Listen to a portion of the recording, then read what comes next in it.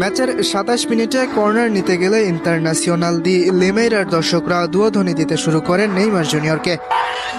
হাত কানের কাছে নিয়ে প্রতিপক্ষের দর্শকদের আরো জোরে চিৎকার করার ইঙ্গিত দেন ব্রাজিলিয়ান সুপারস্টার।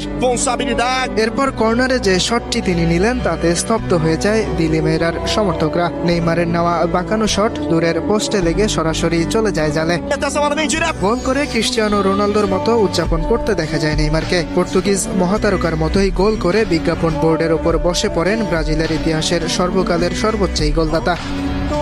কর্নার থেকে নেইমারের করা এই গোলটি পরিচিত অলিম্পিক গোল নামে। ১৯২৪ সালে সে সময়ের অলিম্পিক চ্যাম্পিয়ন উরুগুয়ের বিপক্ষে প্রীতি ম্যাচে কর্নার থেকে সরাসরি গোল করেছিলেন আর্জেন্টাইন স্ট্রাইকার সিজারো ওনজারি। এরপর থেকেই এই গোলটি পরিচিতি পায় এই নামে। এমন দিনে নেইমার গোলটি করেছেন যেই ম্যাচে তিনি ৫০০ দিন পর খেলেছেন ম্যাচের পুরো ৯০ মিনিট।